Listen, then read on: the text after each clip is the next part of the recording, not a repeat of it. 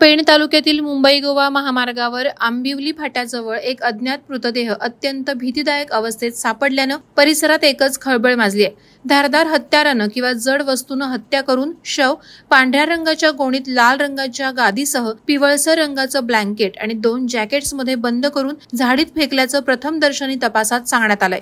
पुरावा नष्ट करण्याच्या हेतूनं मृतदेह गोणीमध्ये गुंडाळून ही गोणी सुतळ आणि दोरीने बांधून आंबिवली फाटा येथील खड्ड्यात आणून टाकली असल्याचं प्राथमिक तपासात समजतंय।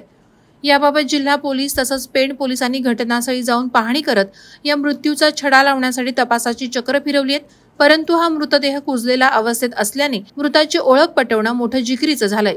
या हत्येमागे नेमका कोणाचा हात असावा याबाबत पेणमध्ये उलटसुलट चर्चा सुरू आहे। दरम्यान याबाबत पेण पोलीस ठाण्यात गुन्हा दाखल करण्यात आला असून अधीक्षक सोमनाथ घारगे यांच्या मार्गदर्शनाखाली अप्पर पोलीस अधीक्षक अतुल झेंडे, उपविभागीय पोलीस अधिकारी शिवाजी फडतरे, स्थानिक गुन्हे शाखा निरीक्षक खाडे, पेण पोलीस निरीक्षक देवेंद्र पोळ यांनी तपास सुरू केलाय। वादळवारा लाईव्हसाठी किरण बांधणकर, पेण।